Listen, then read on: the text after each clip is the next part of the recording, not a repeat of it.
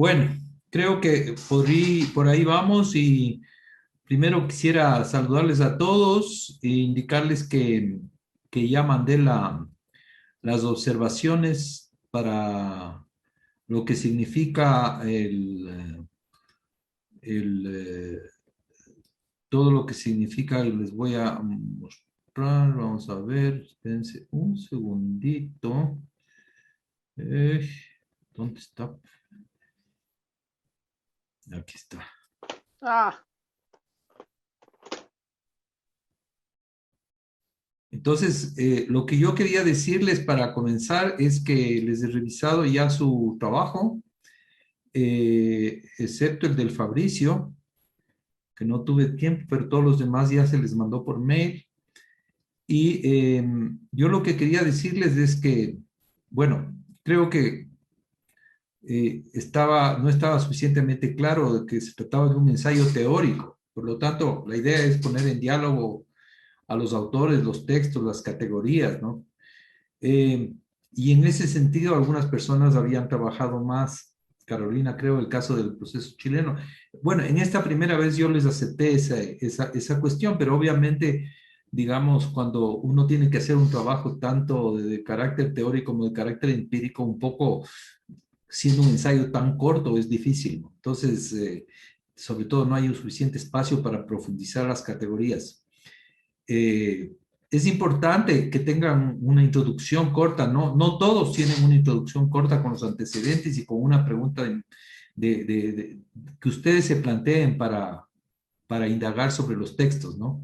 Tendría que ser una pregunta específica. Hay algunas personas que han hecho preguntas muy generales y no tan específicas. Sobre todo lo que nos interesa es problematizar el texto, ¿no? O los textos que van a leer, ¿no? Eh, Esta es una segunda observación. Una tercera observación es que tengan claro el aporte de los autores, es decir, los conceptos, las categorías, el manejo de la bibliografía, tienen que estar, ustedes tienen que acostumbrarse a organizar el trabajo de investigación teórica con citas, de tal manera que tenga una fundamentación clara en el pensamiento del autor. Queremos saber qué piensa el autor. Ustedes pueden tener sus comentarios, sus puntos de vista, pero lo importante es que tengan claro qué es lo que piensa el autor o los autores que ustedes están trabajando, ¿no? Una cita no está mal, digamos, hay algunas personas que exigen citas, 3 citas al menos. Yo no les he exigido, pero sí tomen en cuenta eso, ¿no? O sea, la idea es que este ensayo sirva para indagar sobre lo que piensan las tesis, de lo que piensan los autores, ¿no? eh, el análisis y el argumento tienen que estar coherentes con la pregunta, ¿no? Y en ese sentido, digamos, no se trata simplemente de hacer un ensayo, yo pienso esto, yo pienso lo otro, sino, bueno, sí, la pregunta es una pregunta específica que tiene que ver, por ejemplo, con la relación entre el pensamiento marxista y el pensamiento de la estructura de oportunidades políticas. Tienen que ver cuáles son las coincidencias, tienen que ver cuáles son las diferencias y eso implica 2, 3, 4 ejes de análisis que ustedes planteen, ¿no? Es importante más la profundidad, más la calidad antes que la cantidad. O sea, es importante en ese sentido no hablar de muchas cosas, sino un análisis pertinente al tema con los elementos que ustedes han planteado, ¿no? Y las conclusiones que obviamente tienen que responder a la pregunta y tienen que responder al análisis que ustedes han hecho. También veo la parte formal y la cuestión de la estructura, como les digo, introducción, desarrollo, conclusiones. Una estructura lógica al interior con párrafos que se clarifiquen. Hay algunas personas que tienen algunos párrafos. Bueno, yo les he mandado una observaciones a algunos estudiantes sobre el tema de la redacción. Es importante que esa redacción esté clara, que los párrafos estén claros. No es una cosa muy grande la que les estoy pidiendo. Pienso que es importante que ustedes revisen cada párrafo, que esté clara las ideas, de tal manera que sean entendibles, ¿no? Y obviamente la bibliografía. También les he mandado la calificación, así que, bueno, esa es un poco mi apreciación. Eh, Hay algunos estudiantes que les he pedido, a uno, dos estudiantes, me parece que si quieren repetir, que lo repitan. Yo no tengo ningún problema, pueden repetirlo, pueden mejorar la nota con eso. Así que ustedes tomarán en cuenta estas observaciones que les hago y los que quieren, pues me mandan un nuevo trabajo, ¿no? No sé si tienen comentarios sobre esto. Profe, quería preguntarle sobre el formato del trabajo porque yo lo hice con el formato que nos dijeron desde un principio que tenemos que usar en los trabajos en Flaxo, y es con un interlineado de 1.5, entonces igual, digamos, el espacio no rinde mucho. Eh, ¿Hay ahí alguna especificación o lo seguimos trabajando, o lo sigo trabajando al menos en ese mismo formato? Sí, en ese mismo formato. Si quieren, Ah, ya. ustedes pueden ampliarle un poco. Yo no creo digamos, sea una camisa de fuerza la extensión. Si tienen necesidad, le amplían más de 3 páginas, pero es 1,5 puntos y con separación de párrafos y tipo 12 y todo ese tipo de cosas hay que seguir utilizando. Ok, Esteban. ¿Alguna otra observación? ¿Comentario? Ok. Bien. Roberto, creo que me decías que ibas a mandar tu trabajo, no sé, no te entendí, alguna cuestión respecto a la fecha. Tú tenías que entregarme el trabajo, supongo que estos días. Roberto, ese fue Roberto. Ah, no, ahí está. Sí, estaba tratando de ver cuándo mismo era la sesión 7, pero creo que estoy confundido en las fechas, no sé cuál. La 7 es la del miércoles. Sí, entonces estaba pensando que esta era la 7. Ok. Entonces, la 7 me mandas el primer ensayo. Sí, los dos más bien, Ok, creería. los Ahí dos, sí, reviso. porque el ensayo sería de entregarme todos los del día miércoles, ¿no? Ok, Profe, sí. profe, con respecto a esa entrega del miércoles, ¿es posible que la podamos aplazar un poco? Es que, bueno, yo creo que pasó lo mismo para la primera entrega, que difícilmente podemos leer los textos que vienen después. Entonces, lo más probable es que el ensayo del miércoles tomemos los textos de hoy y los textos del miércoles. Bueno, puede ser para el lunes entonces, me entregan el lunes. Ah, ya, perfecto. Ya, muchas gracias. Buenísimo. Ya, con eso tienen tres fechas de lectura. Ya, pero yo también quería que la próxima semana me entreguen ustedes una propuesta inicial de monografía. Si quieren, entreguen en la monografía. Es una idea, una página, nada más. Por favor, si me pueden entregar el miércoles lo de la monografía. O sea, postergamos para el lunes y para el miércoles, si les parece. La monografía tiene que ser una cosa corta, un título, antecedentes, la pregunta y, qué sé yo, un poco los objetivos y la bibliografía, ¿no? Entonces, tiene que ser una propuesta, eso, de un estudio específico que a ustedes se les ocurra, que puede ser vinculado con su contexto, para su tesis, vinculado con su tesis. Bueno, eso tienen que verlo ustedes, ¿no? O un caso específico que ustedes quieran de los movimientos sociales de América Latina, eso queda libre para ustedes. Está claro entonces lo de la monografía, ¿no? Solamente una página tienen que enviarme. Yo les voy a pedir entonces que situemos un día, no sé qué día podría ser, tal vez el viernes, para tener una entrevista con cada uno de ustedes. Les mandaría un calendario para discutir la propuesta. Santiago, Ajá.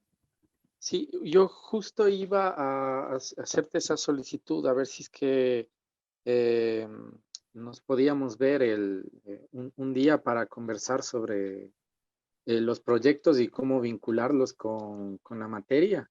Pero usted me Pero es manda probable. Sí, correcto, perdón. Es probable que el viernes sea un poco complicado porque coincide que tenemos taller de tesis.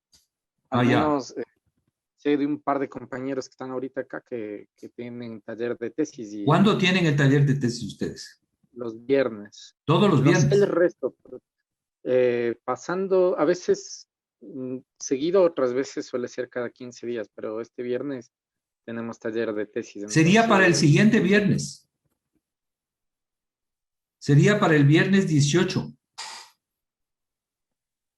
¿Qué tal les Pero, cae a ustedes? pero tal vez, no, no sé, por ejemplo, yo el otro viernes tengo taller de tesis, este viernes no, y tal vez esa reunión la podríamos tener nosotros mientras los otros chicos estén en clase, y así, no sé si bien. todos tienen al mismo horario. No, yo quisiera de todas maneras despachar eso en un solo día. Si quieren, hacemos a la tarde, no sé. O sea, más o menos se demora unos 30 a 40 minutos cada uno. Entonces yo les mando un horario para el día viernes 18, si les parece, de 2 de la tarde a 2:40, de 2:40 a 3:30, de 3:30 así. Y nos vamos toda la tarde. Y si hay algún problema de alguno de ustedes, se pueden intercambiar horarios, lo que sea, pero todo lo resolvemos este siguiente viernes, ¿se les parece? Viernes 18 a la tarde. De acuerdo, por favor, tal vez se podría hacer en la mañana para el 18 para mi persona. Habría esa factibilidad. Chuta, es que si me Ok, va, no sé, ¿cómo ven ustedes? Ustedes no pueden el viernes de mañana, la mayoría, ¿no? yo sí puedo a la mañana. Pero la Yo también mayoría. prefiero en la mañana porque tenemos en la tarde taller de tesis. Ah, tienen a la tarde ustedes. Mi grupo sí, pero no sé cómo estén los demás. Bueno, yo creo que unos 2 o 3 personas sí podría ser en la mañana. Si les parece, sí. Muchas Entonces, gracias. Fernando y Leandro sería la mañana y los demás sería la tarde, si les parece. A mí también me conviene la mañana, profe, porque soy del grupo de Leandro en el taller de tesis. Ok. Disculpe, podría ser tal vez aproximadamente a las 10 de la mañana, sería factible. Déjeme ver un ratito. 10 de la mañana, 10:40, 10:40, 11:30, 11:30. eh, ¿Podría ser a las 10:30? Perfecto, si las 10:30 estaría bien, gracias. Eh, entonces, ¿quiénes son las personas que serían a las 10? A las 10:30 sería Fernando, Sí, por favor. 10:30. ¿Quién más me dijo a las de mañana? Y yo, profe, Roberto. Roberto. Ajá. Sí, Roberto sería a las 11, si les parece, 11:10. sí, sí, está bien. ¿Quién más? 3 dijeron. ¿Alguien más? ¿Nadie más? Leandro había dicho en la mañana, ¿no? Sí, ¿Leandro? sí, yo también. Yo también, profe. Por favor. Entonces, a las 11:50 o más o menos 12 de la mañana, Leandro. Ya. Y los demás, vamos a la tarde, ¿ok? Yo les mando la lista. ¿Listo? Ya, señores. Estamos. Ok, vamos entonces con la materia de hoy, que tiene que ver con las subjetividades. No sé si pudieron ver el video o qué comentarios tienen ustedes sobre el video. A ver si tienen algunos comentarios. Jacqueline, por ejemplo. ¿Alguien vio? A ver, ¿quiénes vieron así legítimamente? Porque no, yo quiero que sea transparente esto. A ver, Fabricio, entonces dale. ¿Qué opinión tienes, Fabricio, Kevin? Ok, Eh, sobre el video dices, ¿no? No sí, sobre los textos o ambos. sí, las dos cosas. Ustedes comenten qué te pareció lo más interesante, sobre qué Sí, trataba. no, por ahí me parece interesante en realidad todo, pero por ahí a veces me cuesta un poco diferenciar ya en este punto algunas eh, diferencias entre las posturas anteriores, aunque en el video se explica, pero hay algunas cosas que no me resultan tan distantes de una escuela y otra. En McCarthy, en la siguiente sesión y antes, ya se había visto algo sobre los repertorios, los repertorios de acción, y cómo estos repertorios estaban también vinculados con procesos históricos y también con ciertas construcciones, digamos, que permitían que los movimientos se vayan articulando. Claro, acá un poco lo que fui viendo es que se está haciendo un énfasis en el devenir, digamos, de los sujetos políticos, de los sujetos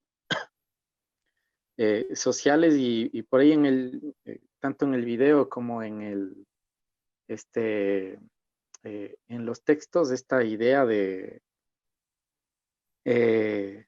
una epistemología crítica en Retamoso, el concepto de cómo es de subjetividades en este autor que se me acaba de ir el nombre, perdón. El Modonesi. Modonesi y bueno, que estaban pensando o que hacían el énfasis o había este énfasis en que por un lado la clase se hace y por otro o sea, se va haciendo. No es que es algo que ya está configurado, que que se cristaliza y digamos no se vuelve a romper o no se va a modificar en lo absoluto en lo posterior, sino que hay por ahí un énfasis en lo histórico, en cómo se van construyendo estas subjetividades. Por ahí Retamoso plantea esto desde el constructivismo como una concepción ontológica que se vincula al supuesto de la heterogeneidad, de infinitud de lo social, y plantea ahí toda esta concepción sobre la epistemología crítica y en Modonesi, en cambio, esta articulación eh, entre la subalternidad, acá viene el otro concepto. O sea, tú lo que estás señalando son Bueno, elementos claves de lo que significa diferencias de enfoques. Eso es un poco la problemática que estás planteando tú. sí, no, yo por ahí lo que estaba diciendo un poco era que esto es subalternidad, antagonismo y autonomía, que por ahí lo que estaban planteando o que yo veía en el énfasis en el que se estaba cayendo aquí, o el énfasis, perdón, en el que se está haciendo aquí en esta sesión era que la subjetividad colectiva se va construyendo. Y que, bueno, y ahí se proponen algunas categorías o algunas tesis para abordarlas. Por eso hablaba un poco de esto de este énfasis que hacía, o de esta propuesta, mejor dicho, que hacía desde el constructivismo, Retamoso, y desde estas tres categorías que vienen desde el marxismo, que las estaba proponiendo Modonesi, para pensar las subjetividades colectivas. Y bueno, en ese sentido, por ahí lo que me parecería interesante era precisamente ese énfasis en lo histórico, aunque me pareció, o yo tuve la impresión de que Retamoso hacía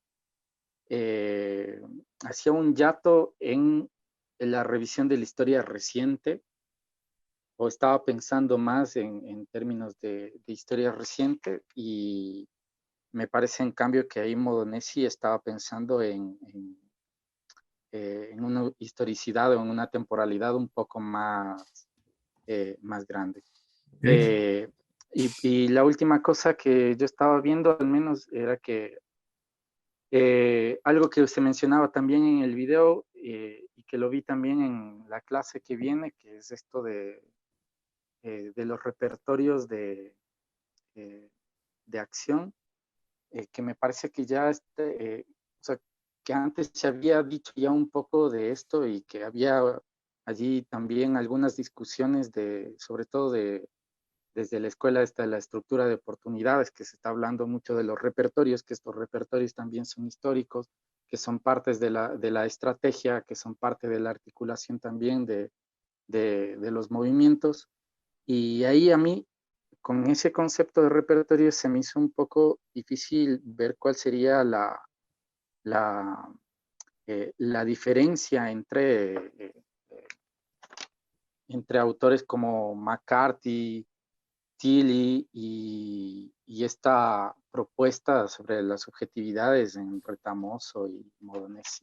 Ok. Digamos, entiendo que no están tan desarrolladas, pero creo que ya había una aproximación al respecto.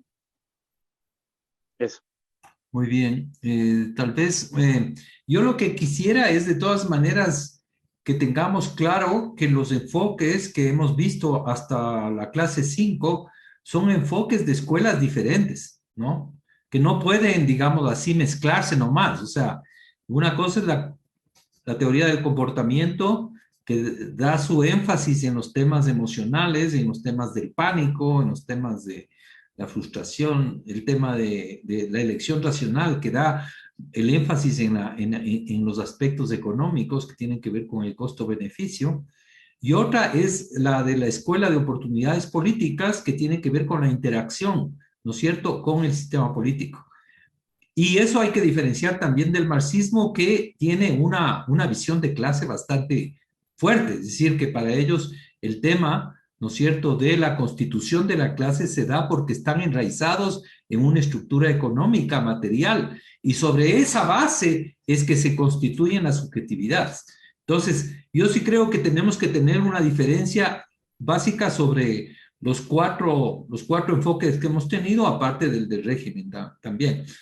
Y luego lo que está planteando en este momento, lo que está planteando Fabricio en este momento, que tiene que ver básicamente con el hecho de que cada uno, o sea, en este caso Modonesi, que parte de un concepto marxista sobre las subjetividades, es diferente que el concepto que tiene Laclau sobre el tema del discurso.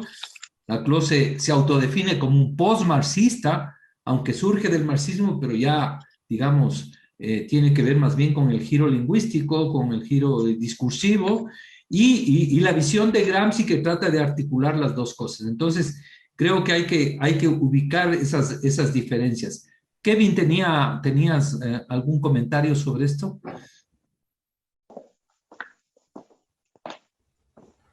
No, sí, respecto al video, me pareció,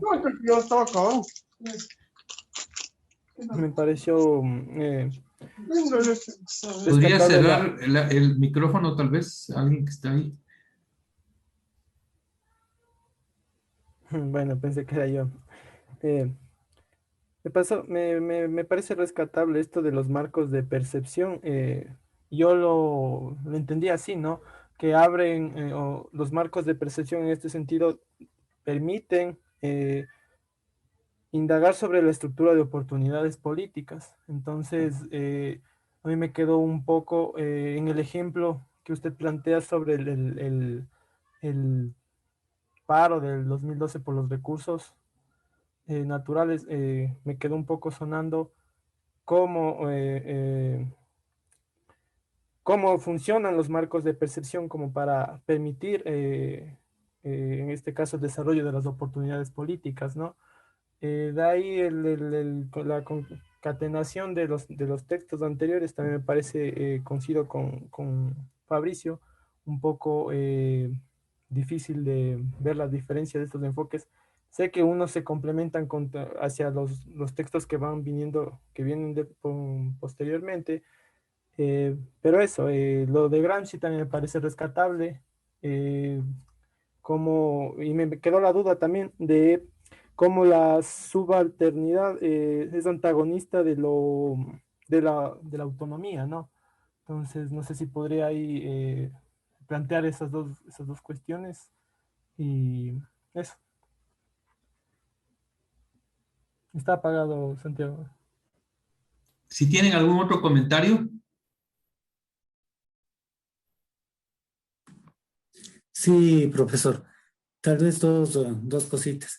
Y con respecto a las categorías principales de esta sesión de subalternidad, encontré en los textos una correspondencia al término de subordinación.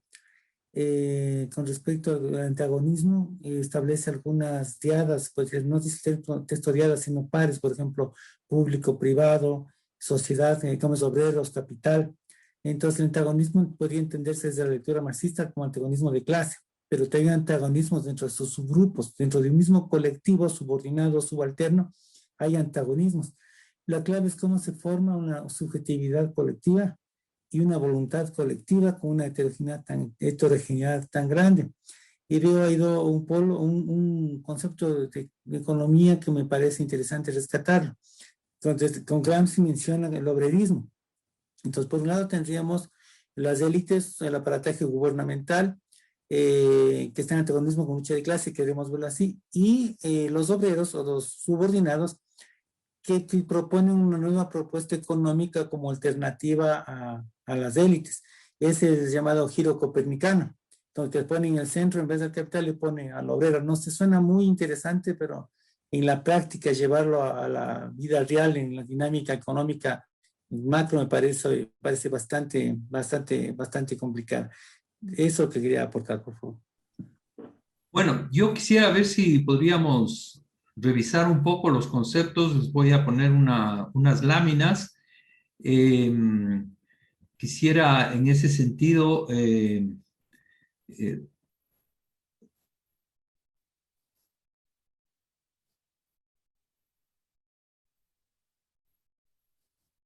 Profe, una consulta cortita.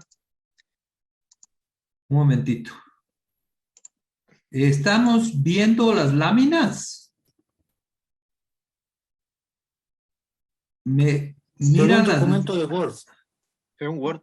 No. ¿Esta? O sea, eso. Ahí sí. Ahí sí. Ahí sí. Luego podríamos... ¿cuál era la pregunta que tenías? Sobre lo que usted habla al final del video como marcos de interpretación, creo que los dijo. Ajá. Es que quería saber si era lo mismo que lo que yo por lo menos he leído, porque nombró a Snow, sobre los marcos de acción colectiva. ¿Es lo mismo eso? ¿A eso refería o es como otro enfoque? Vamos viendo a ver si nos sintonizamos, ¿ok? Ya, bueno. Ok. La primera cosa que quisiera señalar yo es que estamos de alguna manera continuando la sesión 4 que tiene que ver con la subjetividad, es decir, el tema de Melucci y Touraine, que da importancia al tema de la cultura, ¿no? Y el tema de Melucci, que tiene que ver con los nuevos movimientos sociales, ¿no? Entonces, hay una serie de autores, especialmente a partir de lo que llaman el giro lingüístico, que aportan con conceptos como hegemonía, subjetividad, identidad, discurso y marcos de interpretación. Esto es un poco lo que les explicaba en el video. Y esto tiene que ver con digamos así, como una revolución en las ciencias sociales, que es el impacto que tienen los estudios de la cultura, de la antropología, el impacto que tiene Gramsci también en los estudios, por ejemplo, de Laclau, el giro lingüístico, el postestructuralismo que trata un poco de cuestionar al marxismo y esta idea del constructivismo. Es decir, estamos hablando de todo un periodo, especialmente de los años 70, 80, en el cual hay un impacto, digamos así, de las corrientes que dan importancia al tema de la cultura. Obviamente, esto implica un cuestionamiento a las antiguas concepciones, tanto del marxismo como, digamos así, de un poco la elección racional, ¿no? Acuérdense ustedes que en la sesión que vimos Melucci y Touraine, habíamos visto que Touraine planteaba que la globalización, las transformaciones sociales, geopolíticas, estaban impactando, ¿no es cierto?, en los movimientos sociales, ¿no?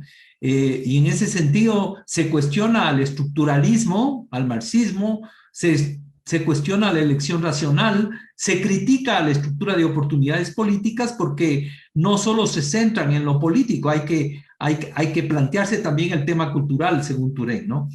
Melucci planteaba que lo que hemos visto, es decir, que los movimientos sociales no aparecen como actores ya en el escenario, sino que se van construyendo a partir de la interacción, a partir de la lucha social. No están hechos, sino que están en proceso, son plurales y se van articulando, ¿no es cierto? Tienen capacidad, o sea, lo que Melucci plantea no es que existe el actor ya predeterminado, sino que es libre y en la lucha mismo se va constituyendo como tal, ¿no es cierto? Hemos visto ya una serie de retos que tenía las ciencias sociales para mirar esta situación y vamos a analizar algunos de los conceptos que están planteados acá. El primero, obviamente, es de Gramsci. Gramsci había escrito en los años 30, pero en realidad se traduce y se difunde por allá por los años 70, que tiene que ver básicamente, bueno, en el caso de América Latina, que fue uno de los primeros que hizo la traducción de Gramsci, estamos hablando de los años 60, y que impactó, ¿no?, con todos estos conceptos de hegemonía, de intelectuales, de su visión por ejemplo, el concepto de subalternidad que sigue Modonesi, de sociedad civil. O sea, todos estos conceptos son parte de este universo de lo que plantea Gramsci, ¿no? Gramsci tiene una crítica clara a esa visión economicista del marxismo que se practicaba en la Unión Soviética. Plantea la idea de la sociedad civil. Esto es muy importante, es decir, él lo que está planteando es que las subjetividades se construyen, ¿no es cierto?, en un complejo de dispositivos como la radio, la televisión, el cine, la iglesia, la escuela, los partidos, es decir, es un entramado descentralizado que constituye la sociedad civil. Ahí es donde se tiene que construir el consenso. No se construye solamente en el Estado, sino en la sociedad civil, ¿no es cierto? Es un entramado en el cual, como el propio Gramsci plantea, implica una lucha, digamos así, de asedio hacia la construcción de una hegemonía, digamos, de la hegemonía establecida, tiene que ser asediada por parte de los actores precisamente a través de ganar batallas en todos estos dispositivos, ¿no? Y obviamente el Estado también es un elemento importante porque confirma, digamos, esta pirámide que está desde la sociedad civil. El Estado le da los símbolos nacionales, las elecciones, la educación.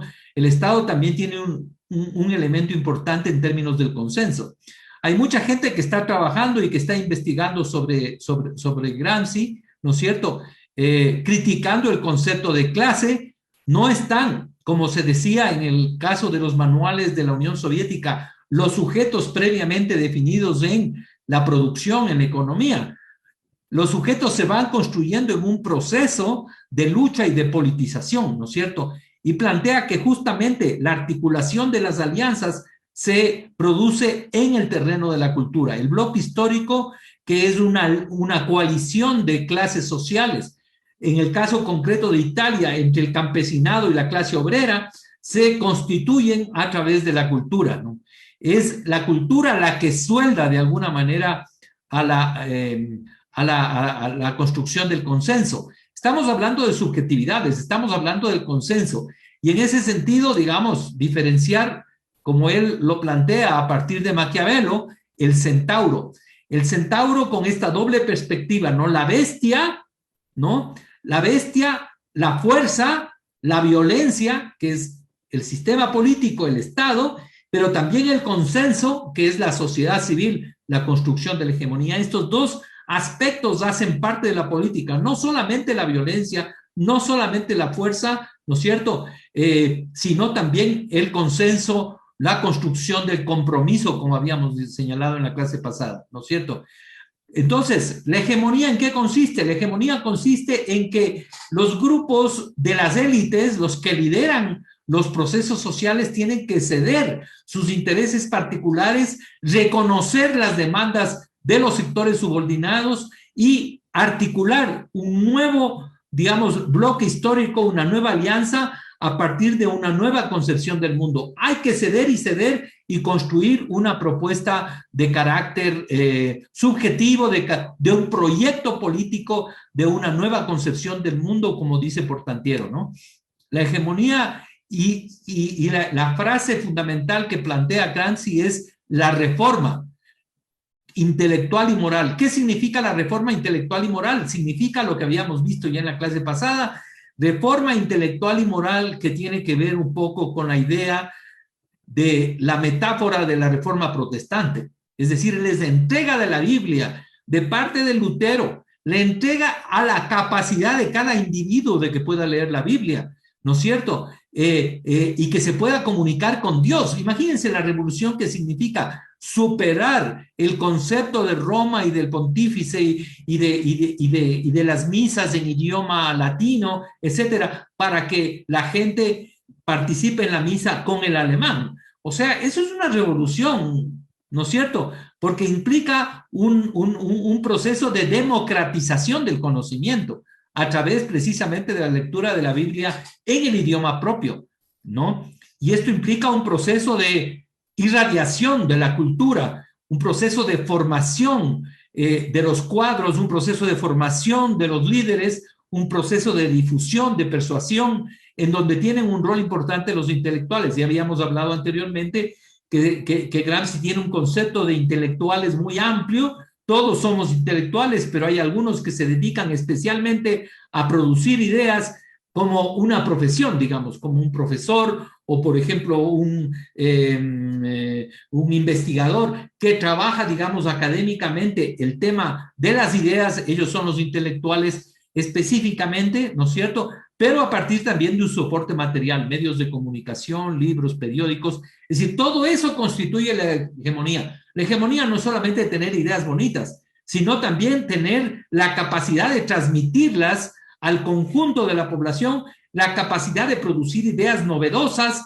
la capacidad de transmitir, por ejemplo, a través de los medios de comunicación. Ahora que estamos viendo el problema que se está planteando en el caso del Perú, había un artículo precisamente ahora que estuve revisando sobre cómo es que el diario El Comercio del Perú no transmitió el cierre de las elecciones, de las campañas electorales de Keiko y del señor Castillo, y no lo transmitió, simplemente transmitió lo de Keiko.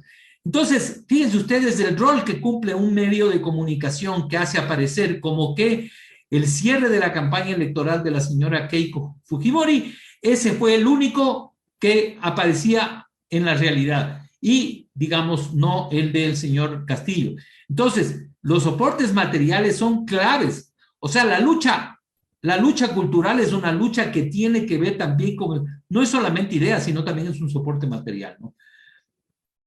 La idea del sentido común que yo lo habíamos mencionado anteriormente, es decir, que es un caldo de cultivo de alguna manera de ideas muy verdaderas, falsas, reales, valores fosilizados, conservadores, progresistas, y en medio de esa masa, digamos, de ese caldo de cultivo, hay que trabajar un sentido y una conciencia política, el buen sentido que dice Gramsci, ¿no? Es decir, hay que, digamos, tener una actitud crítica frente a la filosofía popular y el sentido común de la gente para diferenciar las ideas fosilizadas de las ideas renovadoras, ¿no es cierto?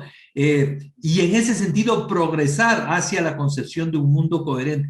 Es decir, la idea de que es necesario un trabajo cultural a nivel popular es fundamental. Una nueva cultura popular precisamente es eso, la reforma intelectual y moral del protestantismo, pero en este caso es del marxismo, ¿no? Es decir, es una idea de construcción de un nuevo concepto de hegemonía.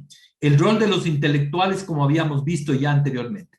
Esta sería la concepción de Gramsci. Luego tenemos la concepción de Modonesi. Modonesi trabaja sobre Gramsci y hace una interpretación en estos conceptos de subalternidad, antagonismo y autonomía. Pero estos tres conceptos están ligados. O sea, no es que la subalternidad es una cosa y el antagonismo, no, están ligados. Los sectores populares pasan, digamos, idealmente, de ser subalternos a tener una visión subjetiva antagonista y pasan a un nivel de autonomía. Son 3 estadios del proceso de la subjetividad. Esto es muy importante. Es interesante los trabajos que ha hecho Modonesi, sobre todo en México, con investigaciones y metodologías de trabajo en los sectores populares precisamente. ¿Qué significa la subalternidad? Significa que prácticamente están subalternos de los sectores dominantes, o sea, que creen lo que les dicen las élites. En definitiva, es eso lo que está señalándose, ¿no es cierto? Es básicamente, ¿sí? No sé si lo va a decir después, pero yo preparé la exposición para el día de hoy del texto de Modonesi. Ay, perdón. Yo pensé que era Freddy el que tenía y no, como no le vi. ¿Tú tenías ahora? Sí. Bueno, entonces paso rápidamente para que tú vuelvas sobre esto, ¿ya? Ok. Entonces, en definitiva, el tema de la autonomía, el antagonismo, y Leandro va a señalarlo. Luego tenemos el tema de Laclau, ¿no es cierto? Laclau es interesante porque comienza como un marxista y va criticando las posiciones del marxismo y señala, en definitiva, que la democracia en Europa fue conseguida con la lucha popular. Para él la democracia es una conquista popular y tiene el concepto de populismo. El concepto central de Laclau es el concepto de populismo, ¿no es cierto? En el cual el populismo precisamente recoge aquellas cosas interesantes con respecto al tema de la democracia y las convierte en una cosa actual y real, ¿no es cierto? Básicamente lo que ellos plantean es que hay un proceso de construcción de la hegemonía, digamos, a partir de las demandas. Las demandas son planteadas por los sectores populares. Tienes demanda de salud, de educación, de salarios, y esas demandas a veces sí son aceptadas, a veces sí son reconocidas y son resueltas por el Estado, pero otras veces no. Y cuando las demandas no son resueltas, se van acumulando, ¿no es cierto? Y en un momento determinado se suman todas las demandas represadas y forman una cadena de equivalencia que termina siendo, digamos así, una base para la construcción de la hegemonía. Demandas no resueltas que en definitiva hacen que los actores se encuentren, se articulen y que de alguna manera planteen una impugnación precisamente al Estado, a las élites que no han resuelto esas demandas, ¿no es cierto? Es una oposición contra quienes representan el grupo dominante en definitiva, ¿no es cierto? Y aquí yo le había planteado, por ejemplo, el ejemplo de Rusia, de la paz, tierra y libertad, que tiene que ver con el problema de los soldados. Fíjese, la Revolución Rusa, la demanda de los soldados, que es paz porque están peleando contra los alemanes y en un momento determinado se dan cuenta de que están peleando en definitiva a favor del zar y que ellos no están consiguiendo nada y que se está muriendo la gente en las trincheras, y entonces los soldados comienzan a plantear el problema de la paz. Lenin es el primero que recoge en ese periodo esa consigna de la paz, ¿no es cierto? Luego la consigna de la tierra que planteaban los campesinos, ¿no es cierto? Aquí está mal, es pan, tierra y paz. Entonces, el pan, que es el tema de la comida, del hambre, ¿no es cierto? Y esas 3 demandas se van articulando y van constituyendo aquello que sería la subjetividad, la construcción de la subjetividad del movimiento obrero y campesino que hicieron la revolución del 17, la revolución rusa. Este es un ejemplo de lo que significa, digamos, esta articulación, esta equivalencia de demandas que plantea el propio Laclau. Y esto tiene que ver con la constitución de un pueblo que en definitiva tiene una identidad en contra de un enemigo, en este caso con respecto al zar, ¿no? Para Laclau no son las condiciones estructurales, o sea, no es que la clase obrera se constituye en vanguardia de la revolución, no, es cada actor, pueden ser mujeres, pueden ser indígenas, pueden ser estudiantes, cada actor, digamos que con sus demandas van articulándose y de alguna manera la solución de esto no es una solución de que el proletariado va a dirigir la revolución.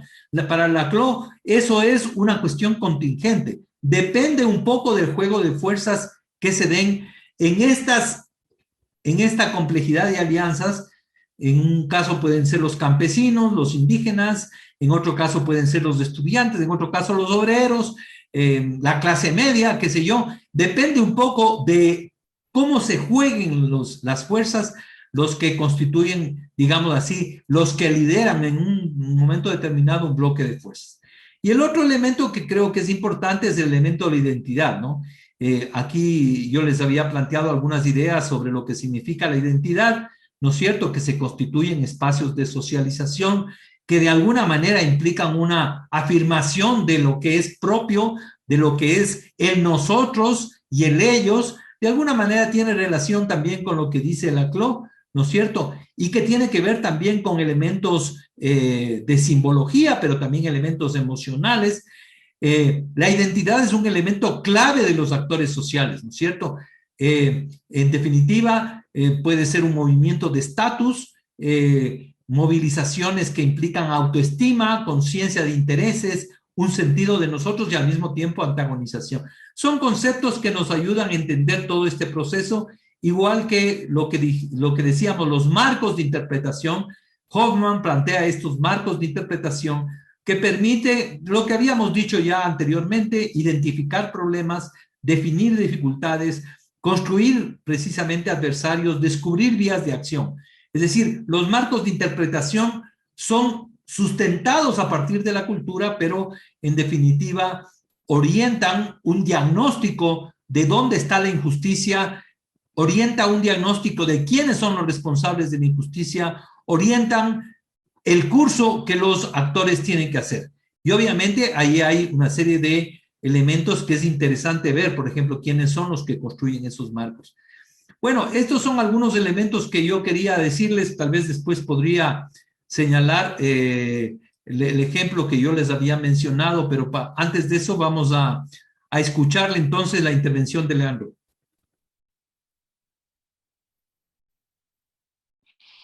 Ya, profe. ¿Cómo puedo compartir pantalla? Eso.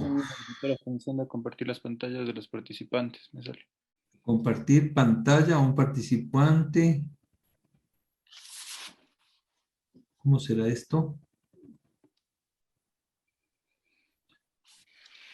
Yo voy a poner que todos los participantes puedan hacerlo. ¿Ok?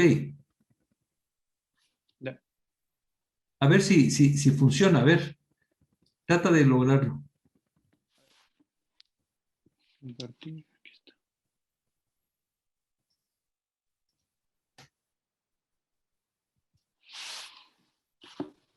¿Lograste? Ya. Yo les diría de todas maneras que... Sí, correcto. Está bien.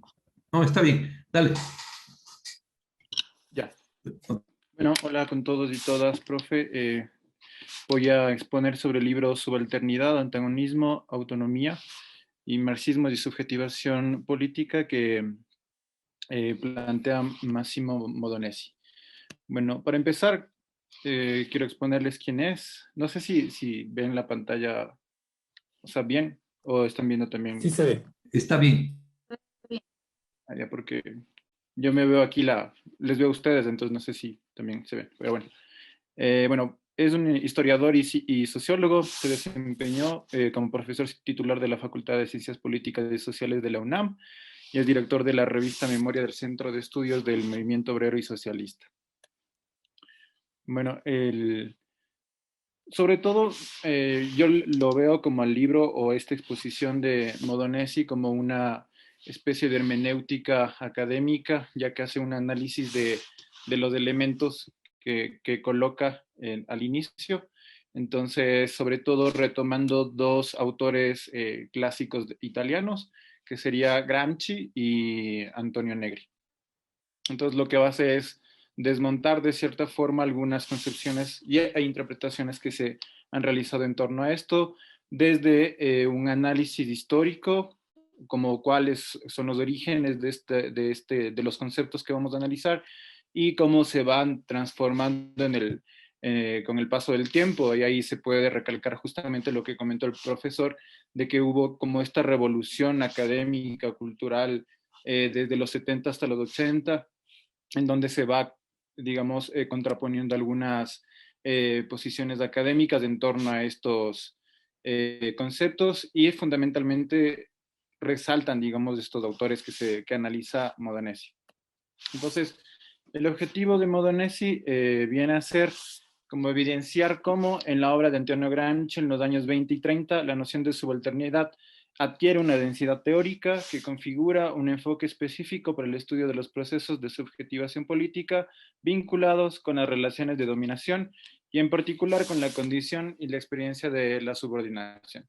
Y en el segundo capítulo, que son los capítulos que teníamos que leer en el libro, analiza en las teorizaciones de Antonio Negri de los años 70 la noción de antagonismo y articula una perspectiva que relaciona la conformación política de la subjetividad con el conflicto. Bueno, y en particular con la experiencia de la insubordinación también. Entonces vamos a pasar a... Bueno, para empezar, vamos a analizar el concepto de subalterno. Como les comento, hace un análisis bastante conceptual e interpretativo. Entonces, bueno, este concepto es usado como sinónimo de oprimidos o dominados. La palabra subalterno permite tanto evitar las connotaciones economicistas e ideologizantes de la noción de explotados, como ampliar y pluralizar la noción de clase trabajadora, obrera o proletaria al incluir otras formas y modalidades populares. Sin embargo, esto es importante, es una naturalización instrumental, diluye la fuerza explicativa de la noción de subalternidad y disuelve las articulaciones que el propio Gramsci establecía en su alrededor, lo cual redunda en la formulación de análisis políticos y de teorizaciones aproximativas y que no corresponden, en particular en el terreno académico. Y también se puede observar una tensión entre el concepto subalterno, una teorización de la subalternidad y un enfoque subalternista.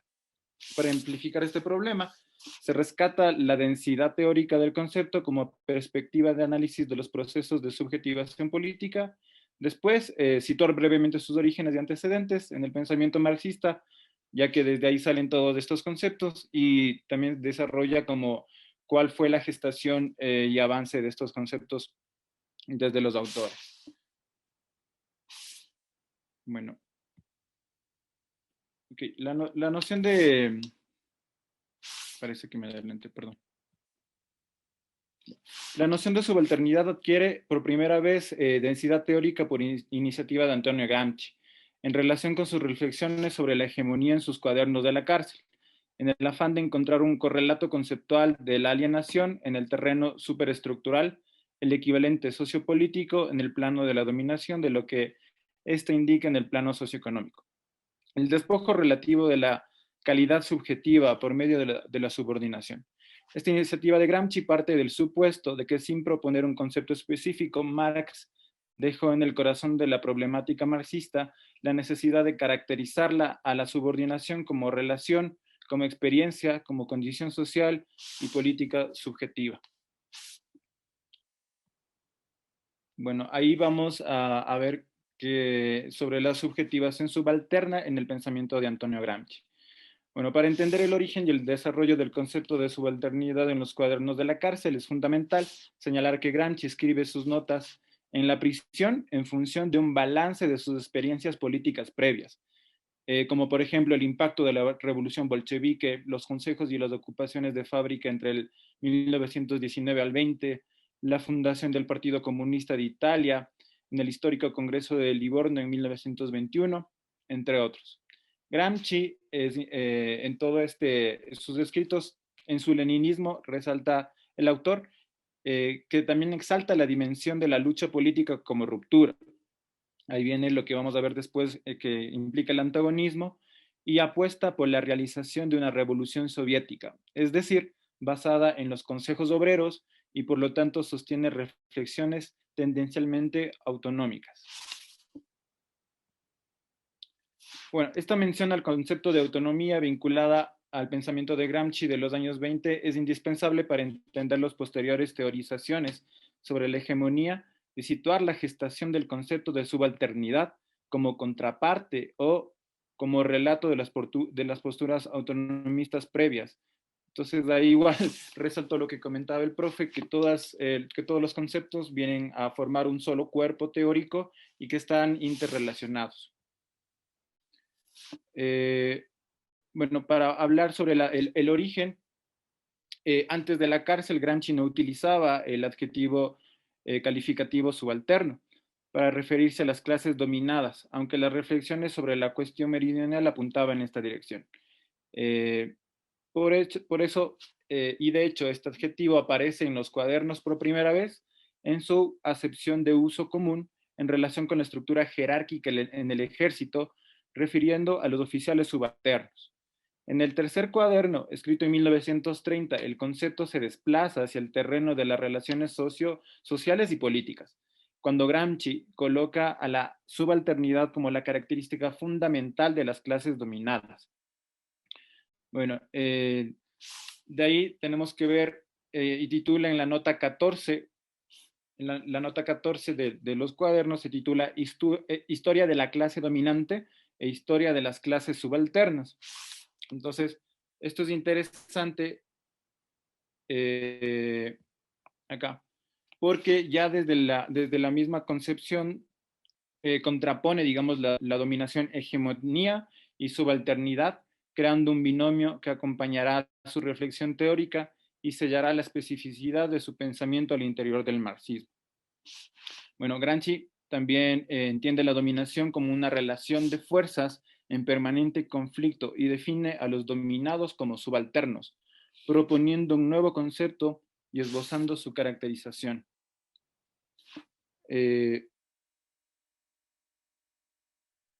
Ya, para Gramsci, caracterización, a partir de la conquista paulatina de su autonomía, bueno, caracteriza de aquí o llamará sistemáticamente clases subalternas o grupos subalternos y empieza a tomar forma y en estas mismas líneas. A partir de los siguientes elementos, como por ejemplo pluralidad, discreción, carácter episódico de su actuar, debilidad, tendencia hacia la unificación a nivel provisional. Igualmente, el concepto de subalternidad se construye tratando de entender tanto una subjetividad determinada como su potencial transformación por medio de la conciencia y la acción política. Es importante recalcar, igual que para Gramsci, a partir de la conquista paulatina de su autonomía, es decir, de las clases subalternas, la trayectoria política de los sectores subalternos atraviesa la sociedad civil, disputa la hegemonía y tendencial y potencialmente se dirige hacia el Estado para quebrar definitivamente a la dominación. La idea de quiebre es importante también porque remite a las relaciones de fuerzas militares que Gramsci distingue en otro pasaje de los cuadernos, y es decir, la derrota y la victoria como momentos últimos y definitivos del conflicto entendido como proceso. Es decir, ahí vemos, digamos, esta vinculación también con las posturas de Lenin. En una nota de 1930 se formula y se presenta por primera vez una de las principales aportaciones de Gramsci, que son la relación orgánica entre Estado y sociedad civil como relación de la hegemonía de las clases dominantes, lo cual lo llevará a elaborar la relación de Estado ampliado, que viene a ser sociedad política más sociedad civil. Gramsci sitúa jerárquicamente a las clases subalternas en la periferia de la sociedad civil, es decir, como partes integrantes, pero no totalmente integradas, de la relación de dominación que allí se gesta. Integrantes, pero subordinadas, disgregadas y desagregadas.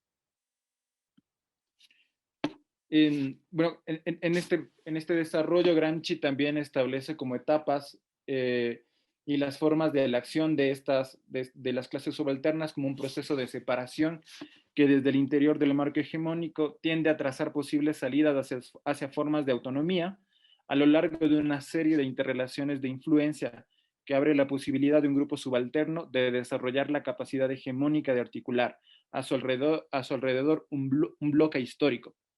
Entonces ahí me nos hace pensar más o menos en el proceso que tuvo la revolución bolchevique, siendo la autonomía el pasaje intermedio entre la subalternidad y una nueva hegemonía o dominación, equivalente a decir que la autonomía, para Gramsci, el principio moderno del Partido Comunista, es similar, es la condición para emprender la lucha por la hegemonía. Por una parte, señala a la espontaneidad como una característica del proceder de las clases subalternas, como correlato de la ausencia de una plena conciencia de clase para sí.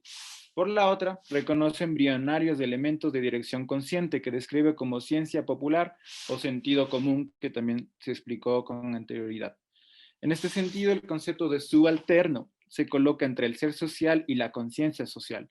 Alude a una experiencia desde la subordinación, una combinación de espontaneidad y conciencia, que se manifiesta tendencialmente y progresivamente usando la forma de Thompson como disposición a actuar como clase. Bueno, a la luz de las etapas enunciadas anteriormente, las combinaciones desiguales entre espontaneidad y conciencia tienden a modificarse a favor de la segunda, en la medida en que se avanza la subalternidad a la autonomía, de la subalternidad a la autonomía.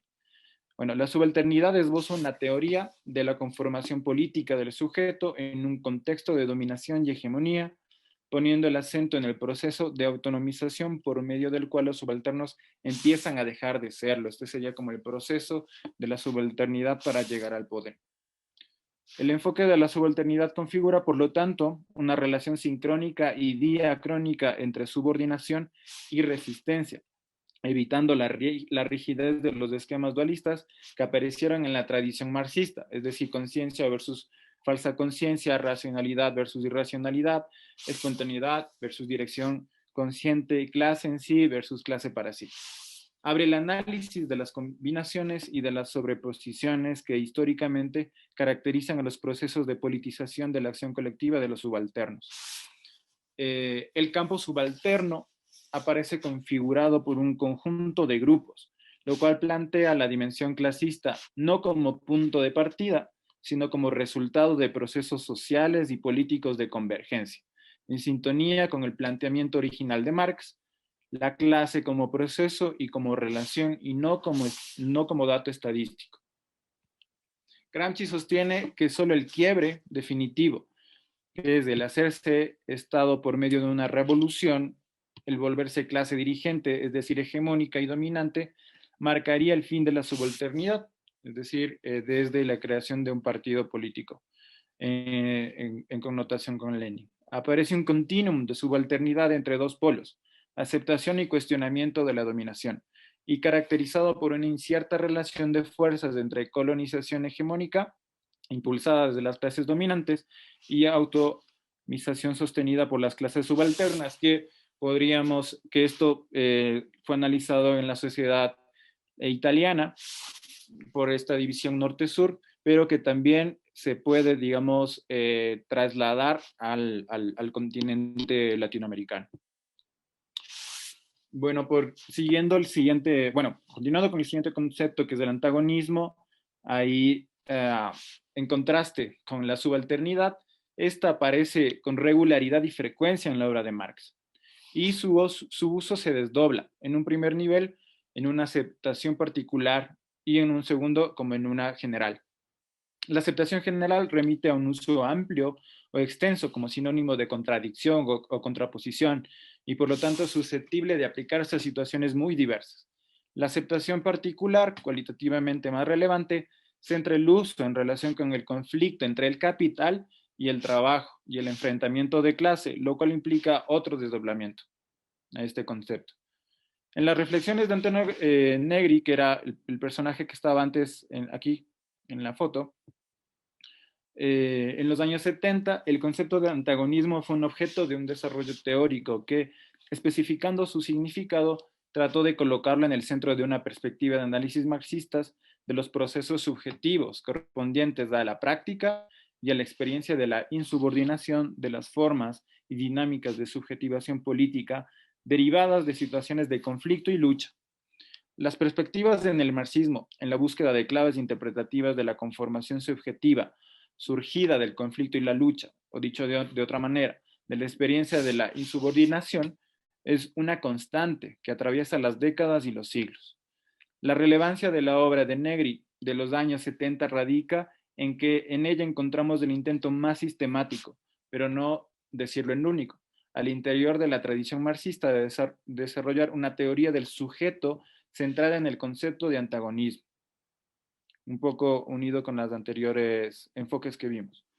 Además de avanzar una noción específica de autonomía, la principal contribución de Negri en estos años, en los 70, reside en el uso y el desarrollo teórico del concepto de antagonismo en una acepción agencial subjetiva, no solo como sinónimo de conflicto, sino fundamentalmente como característica de la clase en lucha, como proceso de subjetivación política, como interiorización de la experiencia del conflicto, la lucha y la insubordinación. Más allá de la historicidad de las experiencias políticas y de sus rasgos antagonistas, esto nos dice, ya que analiza en el libro todo un proceso que tuvo la sociedad italiana en esta época y se conformó el obrerismo, que también que era un grupo, digamos, político, pero que sobrevivió como una escuela teórica. Podríamos ir terminando ya, Nando. Sí, ya, esto es casi lo último. Bueno, aquí sobre un poco las importancias de Antonio Negri es que fue dentro de este movimiento un intelectual bastante emblemático y que sobre todo colocó, digamos, dentro de la escena los conceptos de antagonismo en esta época. Bueno, el antagonismo sería grosso modo el rasgo característico de la subjetivación conflictual o la matriz de configuración de los aspectos subjetivos forjados al calor de la lucha y por medio de la experiencia de la insubordinación en el cruce entre espontaneidad y conciencia. De esta manera, Negri desplaza teóricamente las connotaciones subjetivas del concepto de antagonismo conforme a las implicaciones presentes en el manifiesto de Marx y Engels y a contracorriente del relativo anclaje estructural, en el cual se había mantenido en línea con el uso en el capital en el léxico de los marxistas contemporáneos. Bueno, como conclusiones, el horizonte trazado por Gramsci constituye un punto de partida teórico indispensable para el estudio de los procesos de subjetivación política. Podemos también entender la subalternidad como condición y como proceso de desarrollo subjetivo, que incluye combinaciones de aceptación relativa y de resistencia, de espontaneidad y conciencia. Esto implica distinguir tanto niveles y dimensiones como situaciones y momentos, reconocer distintas formas y pasajes, diversas manifestaciones de la subalternidad que sería necesario adjetivar. Y finalmente, el concepto de antagonismo está lejos de ser objeto de consenso y su estatus teórico aparece cuestionable. Este tiene, inclusive entre los escasos autores que lo adoptan como pieza central de su reflexión teórica, un significado fluctuante. En la misma trayectoria intelectual de Negri, el concepto de antagonismo está lejos de adquirir una coherencia y una estabilidad categorial. Sin embargo, la acepción de los años 70, en la medida en que plantea el antagonismo como proceso de subjetivización política o como conformación de la subjetividad desde el conflicto, a partir de la incorporación de la experiencia, de la lucha y de la insubordinación, se mantiene en continuidad con la tradición marxista al desplegar las implicaciones subjetivas de la lucha de clase y al tratar de captar el pasaje de la estructura a la acción. Eso es todo, compañeros. Muchas gracias. Bueno, vamos a tratar de desenredar esta maraña que nos ha planteado Leandro ahí, que es básicamente una cuestión bastante compleja que tiene que ver con todo el tema este de la subjetividad. Así que yo quisiera, en primer lugar, plantearles qué de nuevo tiene esta propuesta de Motonesi, o sea, y de Gramsci también, o sea, qué es lo que trata de explicar. ¿Cuál es su aporte? De lo que ha dicho Leandro.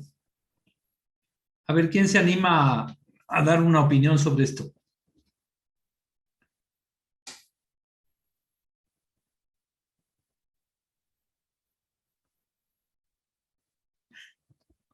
¿O estamos... ¿ah? Levantó la mano Fernando. Bueno, es súper complejo, ¿no? A mí se me viene lo de la CLO, no le comprendo muy bien lo del análisis del discurso.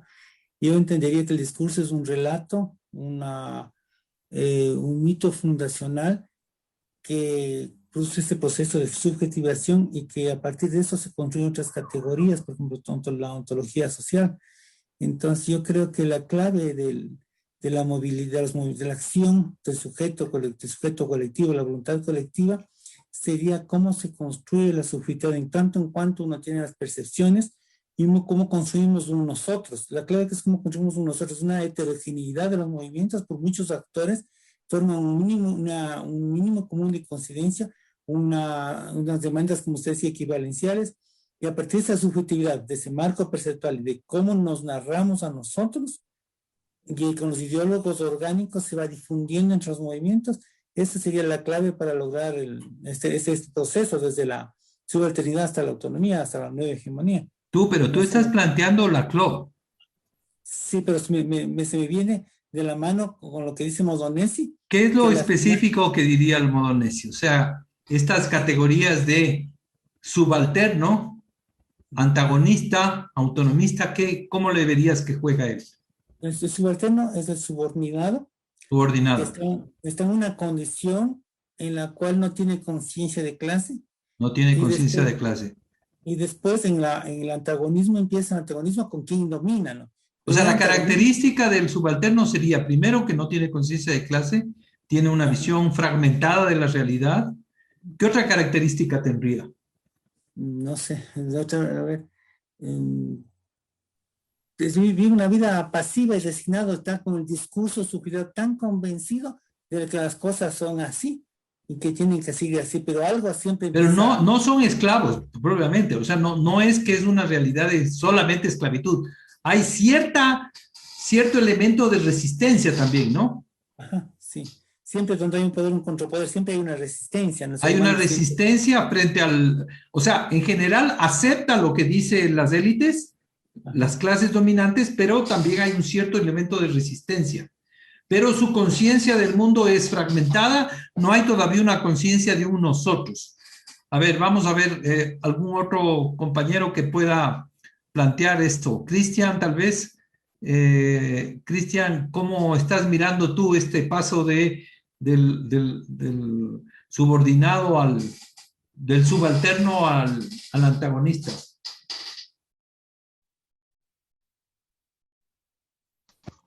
Ok, bueno, en este caso, a mi punto de vista y a partir de su video profi del texto de, perdón, ¿cómo es? No me acuerdo el autor que leí. Máximo Modonesi. Sí, y algo referente a Tilly de las anteriores clases. Ajá. Puedo hacer referencia a que tanto el subalterno como, en este caso, para que haya antagonismo debe existir una subalternidad. Y obviamente la hegemonía, ¿no? Porque primero las élites que hacían o que hacen todavía, o como mencionaban en los textos, que ellos buscan ganarse la aceptación de los subalternos para poder seguir dominando. Y ahí aparece también un poco de la conciencia política, como a través de la experiencia de las élites, estas con un sentido común tratan de enganchar a los subalternos de maneras donde hay convenios, ¿no? Que crean facilidades obviamente para las élites y facilidades para los subalternos, pero sin que se den cuenta de que, ¿cómo sería? Que estas experiencias colectivas son una expresión de subordinación. Eso es lo que yo entendí de los textos. O sea, estás hablando de que de alguna manera la subalternidad es lo contrario de la hegemonía. O sea, se afirma la hegemonía por parte de las élites y los sectores dominados, digamos, de alguna manera subalternos, aceptan de alguna manera esa... No más que la aceptan posteriormente a que la hegemonía se los gana. Se gana a los subalternos, a los dominados. O sea, se los gana para que esto pueda existir. Entonces, obvio, pero como dicen, no, hay una contralucha porque al final todo el mundo se va, en este caso los dominados, se dan cuenta, ¿no? De que las injusticias y todo eso, ahí es donde aparece el antagonismo que usted menciona y se Espérate un genera. ratito, es que no es que se dan cuenta, pueden mantenerse 200 años sin darse cuenta.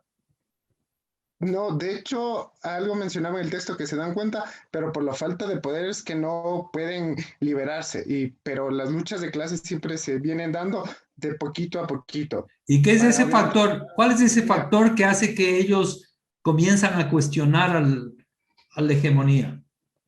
en este caso serían, considero yo que serían las experiencias, ¿no? Que construyen una conciencia propia en los grupos o en los movimientos o masas. O sea, una O pequeña sea, conciencia. las luchas impulsan un proceso de conciencia.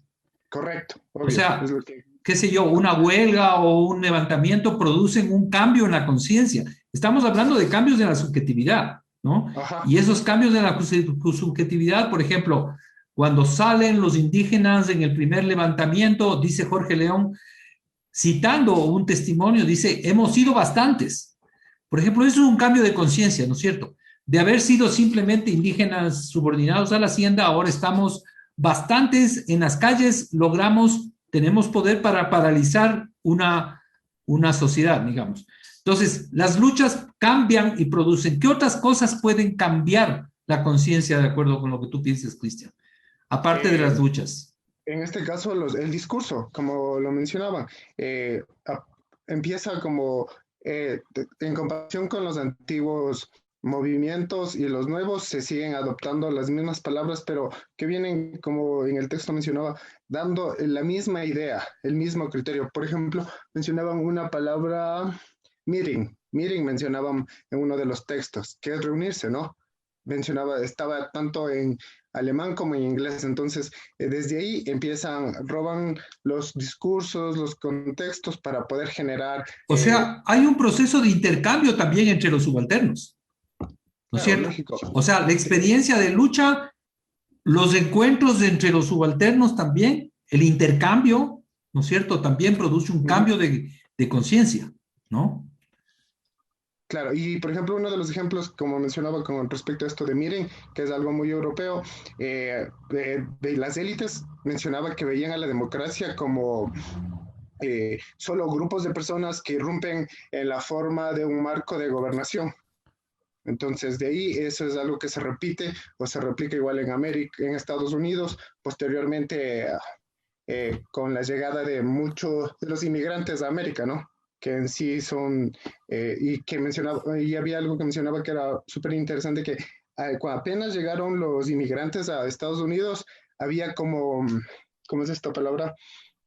Un consenso y pacificidad, o sea, no había problemáticas todavía, pero mientras iban generando los grupos, generando movimientos, es donde empieza un poco a aparecer lo que es cuestión de poder y contrapoder. Y de ahí es donde se generan también las élites y los subalternos. Ahora, hay que tomar en cuenta una cosa, todo este proceso de construcción de discurso también tiene que ver con dispositivos, lo que yo les decía, materiales, ¿no?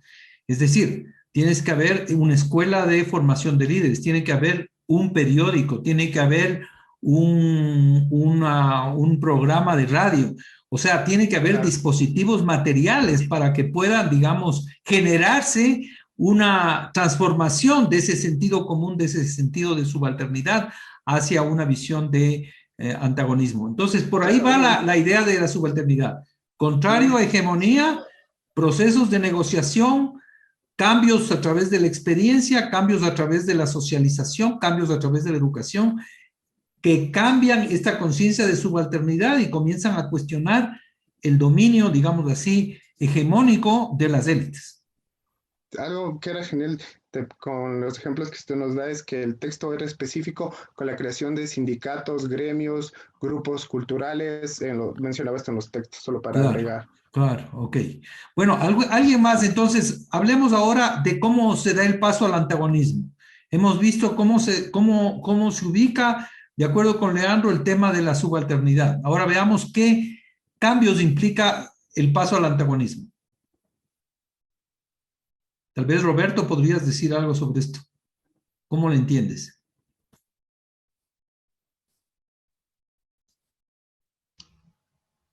Yo le tengo un poco, o sea, como medio por intuición, este cambio de la subalternidad al antagonismo relacionado con lo de la cadena de equivalencias, como que se acumula esa serie de demandas que no se llegan a satisfacer y por eso es lo que se empieza, por así decirlo, a crear una conciencia de clase que después crearía una identidad para generar un movimiento que trate de satisfacer estas demandas y que cuestione en sí la hegemonía, o sea, la hegemonía.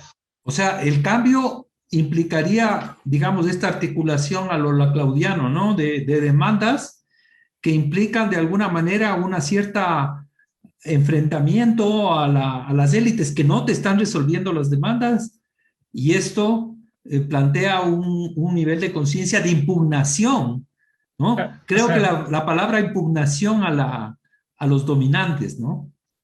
claro, yo le veía como que no es tan así como que no hay una conciencia de clase, o sea, no es que estás inerte en tu trabajo repetitivo de siempre, sino que mientras se van acumulando estas demandas de que, digamos, no solo es que en el pasado, no solo es que te gustaría trabajar menos, sino que también no es que te dan salud y así se empiezan a acumular y te empiezas a dar cuenta que existen más personas con esas mismas demandas o que otras personas pueden compartirte demandas que que tu gremio no había tomado en cuenta, se empieza a acumular esta, esta insatisfacción y además eso también empieza a crear una cultura, por así decirlo, de los subalternos, una Claro. contrahegemonía que crea esta identidad Ajá.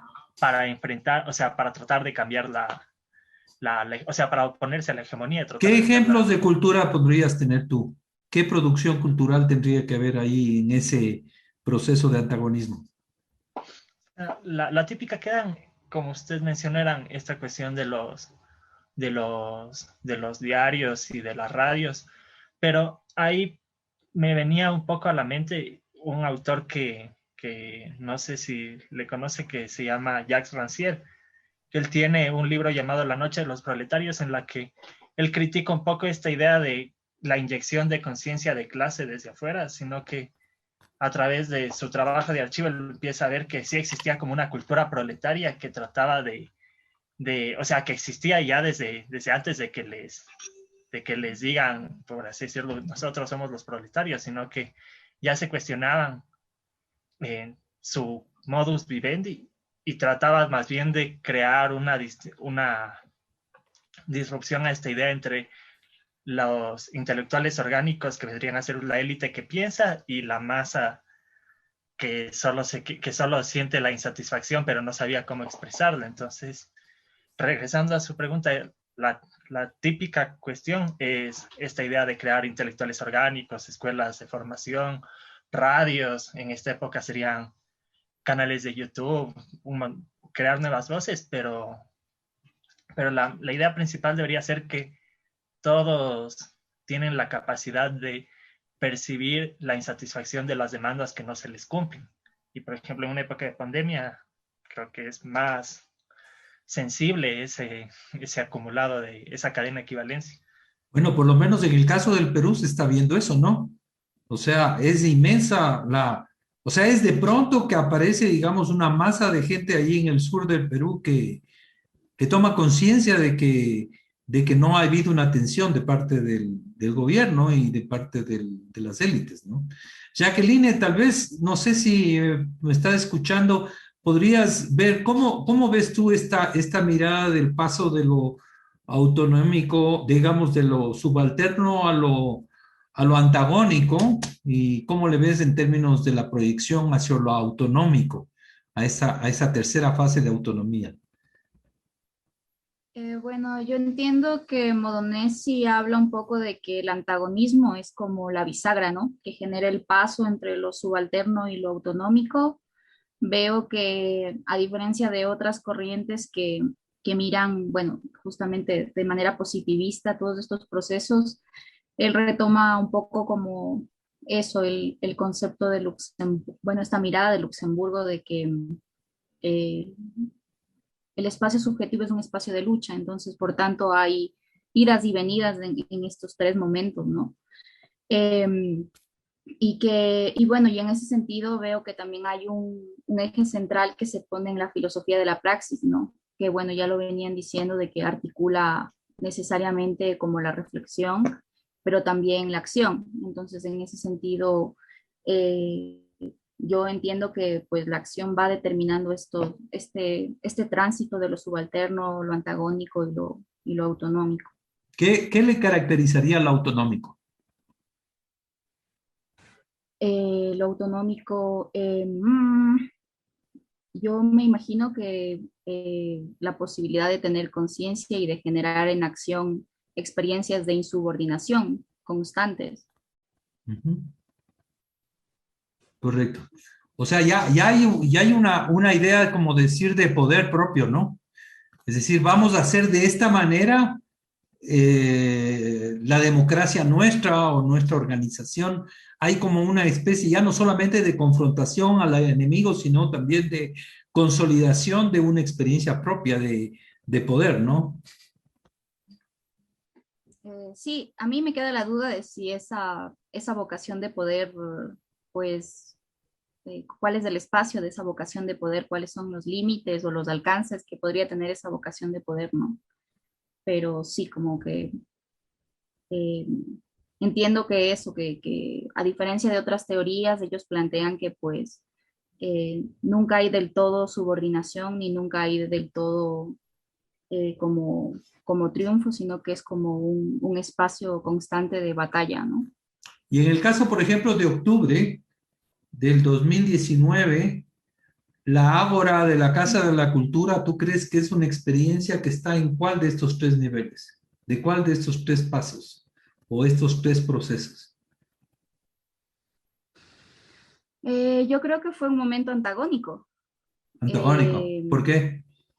Y porque, bueno, pues se generó una articulación a nivel discursivo, se llevó una articulación en las calles que sostuvo un paro por 11 días. eh, y creo que no llegó a lo autonómico porque, pues, fue una articulación, eso, diversa, eh, tal vez esté latente, ¿no? Nadie antes del paro se imaginaba la capacidad de convocatoria que tendría el paro en octubre y actualmente, después de desvanecerse el paro, pues no se generó una coordinación general de todos los actores que participaron. Entonces, yo creo que fue un momento antagónico, sin duda, pero tal vez falte para la construcción de autonomía de todo ese campo popular que participó en octubre. O sea, la limitación que podrías ver ahí es que primero, digamos, se afirmó el antagonismo.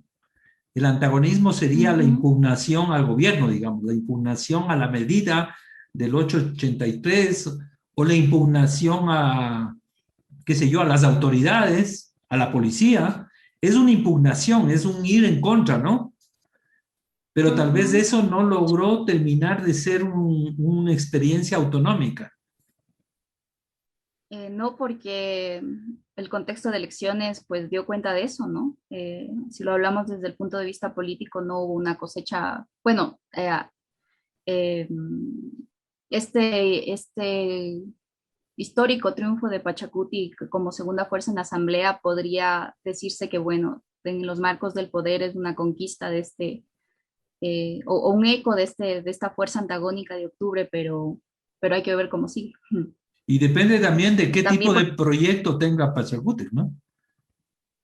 claro, y también porque Modonesi habla, en eso me parece súper interesante, de los límites históricos también de los procesos, ¿no? Que ya no dependen un poco de todo este tránsito de lo subalterno a lo autonómico, a lo antagónico y a lo autonómico, sino que está el marco de lo histórico también influyendo en todo el proceso, ¿no? Cuando yo presenté la exposición, yo les había dicho que había hecho una investigación sobre la marcha del agua y en esa marcha del agua se había planteado las banderas de contra la explotación minera, por la defensa del agua, bueno, había una serie de puntos No sé si alguien podría comentar qué significaría esa marcha del agua en términos de esas tres categorías que estamos utilizando. Gracias, Jacqueline. Tal vez algún otro compañero que pueda hablar sobre esta temática. Diego, tal vez, que no ha intervenido, creo que está ahí mirando nada más.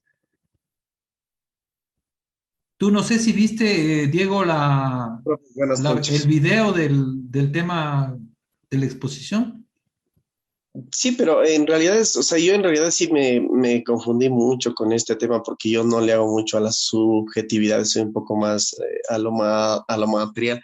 Pero bueno, para comentar un poco, creo que sería importante ver que creo que se van construyendo los movimientos hacia a través de los requerimientos que existen y las posiciones que tienen cada una de las personas. En este caso creo que de lo que es el movimiento de Hacia el Agua, creo que va mucho más hacia un sentimiento matriarcal, sería, o de posesión en sí, hacia la protección de un recurso natural como es el agua, que va dirigido hacia, no solo hacia una percepción única de las personas que lo exigen hoy, sino que su proyección va más allá, hacia lo que se interpreta hacia las futuras generaciones. Es como que el principal objetivo en donde quieren ir ellos es la protección de las futuras generaciones y como muchas veces lo dicen, la protección a lo que es la biodiversidad y lo que es la tierra en sí. Entonces creo que por ese lado es un movimiento que se basa, creo que en ese estilo que usted lo plantea conforme al video, yo creo que sí cumpliría con las tres posiciones porque está estructurado, tiene una dirección y tiene una influencia directa y actualmente se encuentra bien direccionado y creo que cada día tiene más como posesión y fuerza conforme a lo que se está manejando. Ese es no sé si tú revisaste el artículo, yo te había recomendado, tal vez no te recomendé ese artículo sobre el agua. No me envió. ¿Ah? No me envió, profe. No le envié. Me dijo sí. Sí, pero yo me tengo dijo que sí me iba a enviar, pero no me envió. Ya, o sea, pero yo te lo voy a enviar porque a mí me parece que es clave para ti, sobre todo, en el sentido siguiente, o sea, ellos qué están, o sea, no estamos analizando el movimiento ambientalista, estamos analizando la marcha que se dio en el 2012, o sea, estamos retrocediendo en el tiempo y viendo que de alguna manera, digamos, después de la constituyente que decían defensa de los derechos de la naturaleza, salían los sectores indígenas a decir, bueno, ¿y dónde está la defensa de los derechos de la naturaleza, señor gobierno? Más o menos, ¿no? O sea, señor gobierno, usted ofreció la defensa de los derechos de la naturaleza, pero ¿dónde está el agua? ¿Dónde está la minería? ¿Dónde está? Entonces es como ubicándonos en estos tres niveles, o sea, en el nivel de la subordinación, el nivel del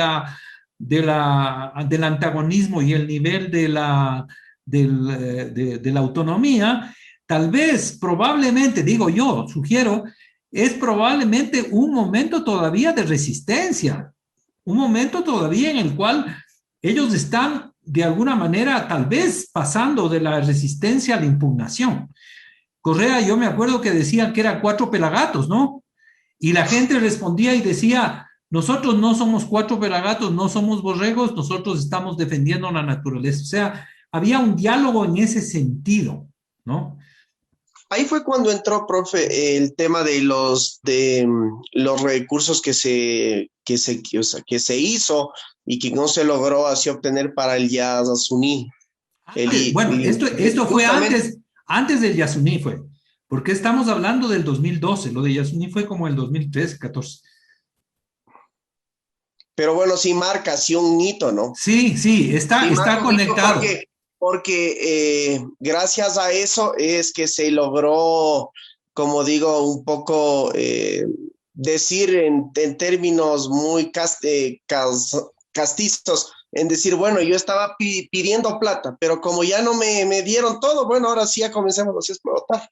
Eso no, fue lo bueno, que esa pasó. esa fue la respuesta Fue de una Correa. lavada de manos. Fue una Claro, lavada de fue una manos. respuesta de Correa, pero yo lo que quiero decir es lo siguiente, o sea, ahí hay toda una serie de demandas en la Marcha del Agua que son como 19 demandas, pero mi impresión es que esa marcha no logró posicionar una sola, digamos, una sola bandera en la cual todos se articulen.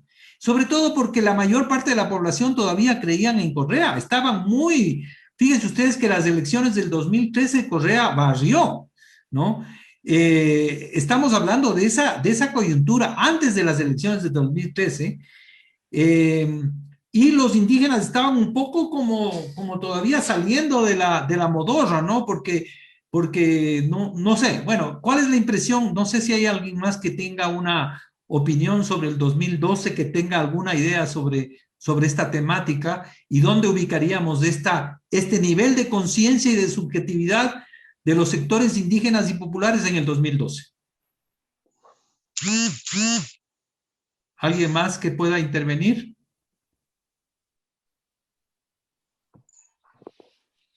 ¿Leandro? Yo no sé si, o sea, no tengo mucho conocimiento del caso que usted nos propone, pero a mí lo que me lleva a pensar bastante es como este proceso, digamos, del pueblo colombiano hasta llegar al paro nacional que está en este momento. Entonces, no sé si podría Correcto, ¿no? entender. A ver, comenta sobre eso. O sea, yo creo que para poder entender un poco en términos, digamos, aterrizados, viendo, digamos, desde la subalternidad, desde lo que yo entendí igual, me parece que se la puede ver como una condición y también como un proceso. Entonces pienso que el pueblo colombiano estuvo durante muchos años como sumido dentro de esta categoría como subalterna, en un proceso y en una condición que hay en diferentes niveles, digamos, pero tal vez niveles de conciencia y de conflicto bastante bajos. Con el pasar del tiempo, yo creo que justo llega este momento en el que hay este lanzamiento a la calle por estas nuevas reformas económicas por el gobierno de hoy. Y a mí me parece que ahí es el momento antagónico que yo le relaciono con conflicto o quiebre también que comentaba Gramsci. Entonces creo que en este momento de quiebre es en donde se da este enlace, digamos, entre esta espontaneidad que pudo ser en un primer momento y también de conciencia. Y ahí yo me pondría también otro término que es de organización. Entonces lo que se ve ahí es que hay diferentes formas de organización, formas de expresión también espontáneas, por ejemplo, en la cuestión artística, que sale gente a apoyar la marcha, sale gente, no sé, las mamás de las personas que están en primera línea a darles de comer. Los de la primera línea se posicionan, digamos, desde esta misma experiencia subalterna. Entonces creo que esa experiencia da este nivel o eleva tal vez el nivel de subjetividad que en un primer momento, de subjetividad política, ¿no? Porque en un primer momento tal vez estabas como no tan consciente, teniendo como estos conceptos marxistas de qué implica, digamos, de estar dentro de la sociedad capitalista. Pero creo que en este momento de conflicto realzan como este tipo de conciencia y posición de clase tal vez, y de formas de organización, de formas de espontaneidad y de conciencia. Entonces yo creo que no se sabe cuánto tiempo va a estar así, porque ya, bueno, llevamos un mes, un poco más, ya van ahí un mes en el paro, pero siguen, digamos, no hay una conversación con el gobierno, o si es que hay por ciertos sectores que se creen que son los líderes del movimiento o de lo que está pasando ahora, pero todavía están en ese conflicto. O sea, no fue como, por ejemplo, si es que ponemos lo que pasó acá en octubre, que fue una negociación, que fueron, digamos, las personas que encabezaban, que fue el movimiento indígena, casi todos, hablar con el gobierno y decir, bueno, vamos a hacer esta negociación. Entonces yo creo que ahora es otro momento, es un proceso diferente el de Colombia, que nos dice, no va a haber esta negociación. Entonces, exacto, o sea, creo... tú ves, vamos a analizar esto más cuando veamos el caso de Colombia en las últimas sesiones, pero tú estás señalando que en definitiva Colombia estaría en el segundo momento de antagonismo. Sí. Hemos pasado un momento en el cual había una bronca por el tema me parece que era la ley tributaria, había el tema de lo que pedían los estudiantes del tema de la educación gratuita en la universidad. Estaba todo el tema de la cuestión de, me parece que la cuestión de la salud, la seguridad social. Habían varios temas de alguna manera que venían de distintas vertientes, ¿no? Pero un poco como que lo que tú estás señalando, el paro de Colombia logra articular todas esas cuestiones y es el momento de la impugnación al gobierno. Y lo que pasa es que la gente ya no le cree al gobierno y acaba de terminar la negociación. Los de las centrales sindicales acaban de retirarse porque el gobierno tampoco quiere ceder en absolutamente nada. O sea, ahí estamos viendo claramente un comportamiento no tanto de hegemonía, sino un comportamiento absolutamente duro de violencia, ¿no es cierto? Que tiene que ver más con la dominación, con la fuerza, con la violencia, que con el consenso, ¿no es cierto? Estaríamos ubicando también y graficando, en el caso de Colombia, un comportamiento de dominación política a través de la violencia. Y también la gente es como que ya no le cree al gobierno y entonces se retira, ¿no? Entonces sí me parece que es interesante lo que tú señalas, es decir, el caso de Colombia estaría demostrando un poco este segundo momento que tiene que ver con el antagonismo, en el cual hay varios elementos que están siendo articulados, ¿no? Y también, obviamente, también es un momento de espontaneidad. O sea, mucha de esa gente sale porque en el barrio ya están cabreados de la situación y las familias salen por eso y los indígenas salen por otras cosas. O sea, no necesariamente tiene que haber un nivel de organización que una todo. Las centrales sindicales unen a los trabajadores, no necesariamente a los estudiantes, no necesariamente a los jóvenes de los barrios. Entonces todavía no hay una articulación de un frente común de todos esos, de todas estas demandas, ¿no? Están en ese proceso. Sí, o sea, y lo más loco es como que dentro de las noticias que yo he escuchado es que dentro de los propios barrios ya se están haciendo como asambleas generales de organización y que, por ejemplo, con la mesa que quiera hablar el gobierno no es que le representa a la gente que está en la primera línea o que está, digamos, saliendo. Entonces, me parece como bastante interesante eso porque igual creo que comentaban los compas de Chile que ya no se ve como un proceso de autónomo en la toma del poder desde un partido, como creo que creo que Gramsci también lo veía, en cierto modo, por eso hacía la relación entre el partido bolchevique con el príncipe de tomar el poder, pero creo que ahora no pasa eso, sino más bien va desde otro lado, desde otras formas de organización más micro o meso tal vez, que puede llegar a hacer un cambio, pero no se sabe. O sea, creo que ahí el gobierno también, y también otras fuerzas, ¿no? Que no solamente es del gobierno, unas fuerzas contra los sectores subalternos que vienen a ser los paramilitares y, bueno, todos los que están ahí incluidos, que no es, y por eso se dice el narcoestado, ¿no? Entonces es una cosa loca. Bueno, la pregunta que habría que hacerte y que habría que hacerse nosotros todos es, ¿qué pasa con el uribismo en Colombia? Porque en realidad es eso lo que está en la mesa. Es decir, que en el caso de Chile hay un proceso de 30, 40 años que tiene que ver con el neoliberalismo. En Colombia eso también existe. Hay 30, 40 años de neoliberalismo, pero eso tiene una representación política que se llama Uribe. Y es Uribe el que está detrás de este gobierno. Es decir, la pregunta sería, ¿hasta qué punto hay un quiebre de la hegemonía del uribismo? Esa debería ser la pregunta. ¿O todavía no?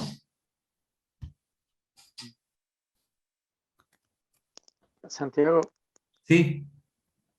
Sí, yo por ahí quería hacer una pregunta, porque a mí es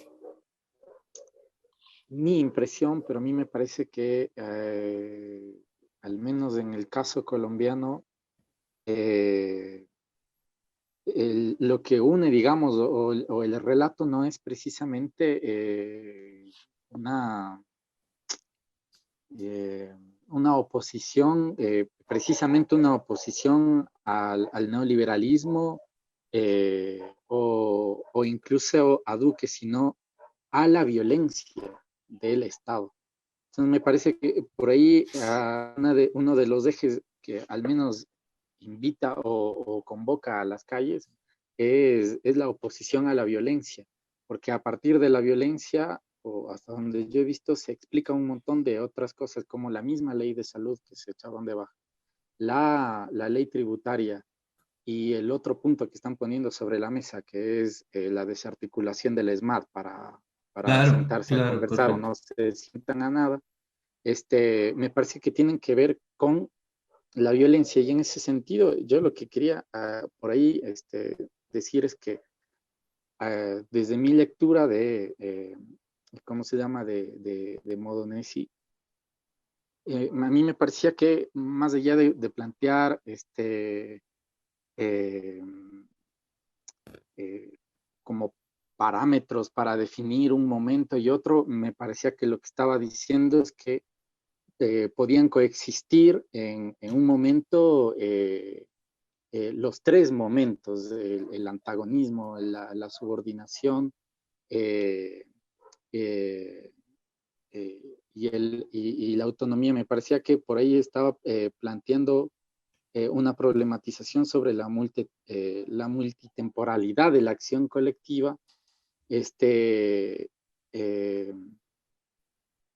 y me parece que el concepto de experiencia que él traía en el texto era lo que le permitía articular los tres momentos. O sea, los tres momentos estaban articulados por una forma de experiencia, eh, que en el caso ya del antagonismo era una experiencia que se construía netamente por la confrontación. Y en el momento, en cambio, de la subordinación, me parece por ahí que estaba hablando justamente de esto que plantea como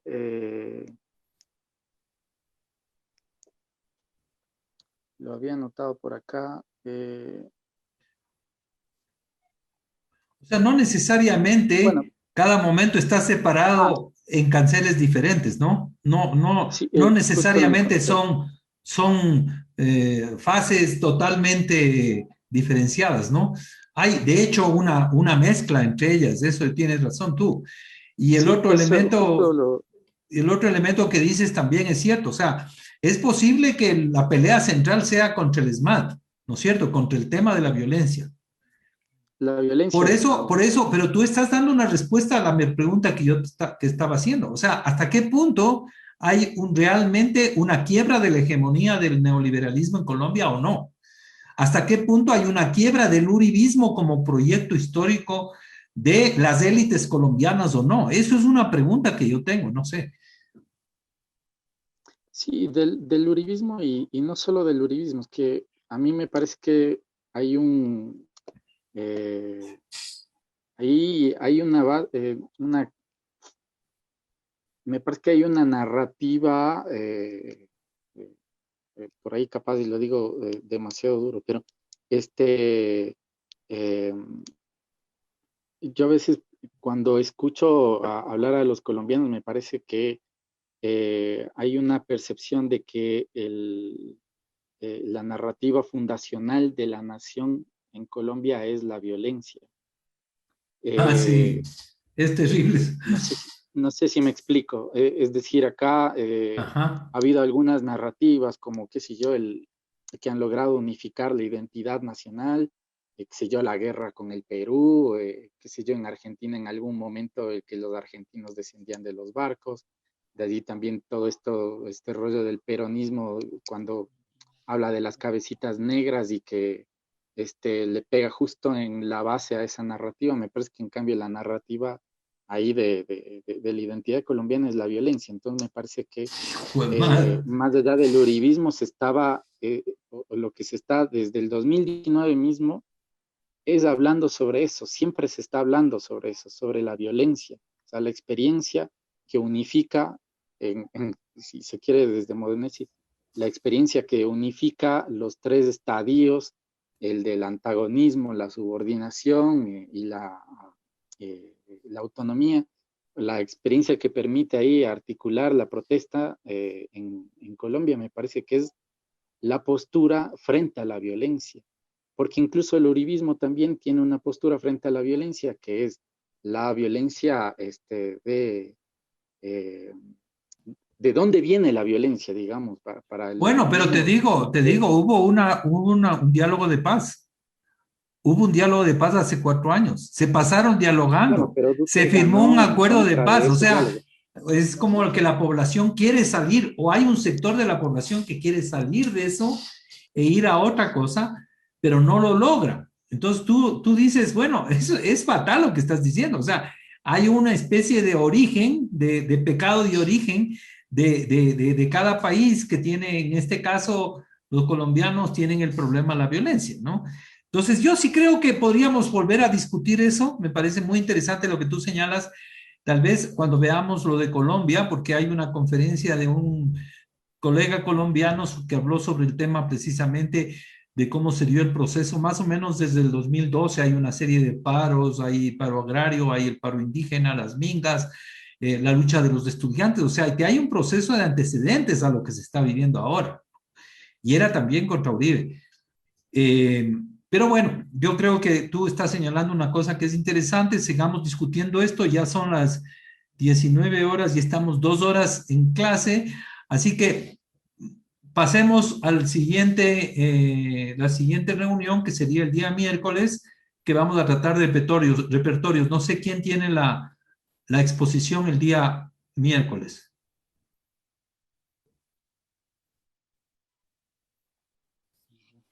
Es la clase número...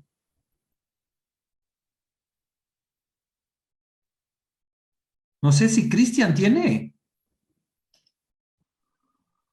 Creo que sí, es la número 8, estoy revisando. Sí, sí es la 8, sí, tengo yo repertorios. Ya, perfecto. Entonces nos vemos el día miércoles. Miércoles. Uh-huh. Recuerdo entonces que el ensayo será para el lunes próximo y para el miércoles siguiente sería la propuesta de monografía. ¿Ok? Vamos terminando la clase entonces, si les parece. Ok. Sí. Entonces, el avance de la monografía final es el otro miércoles, no sé, no es, ¿cierto? El otro miércoles, sí. Oye, gracias. Ok. Que les vaya bien entonces. Gracias.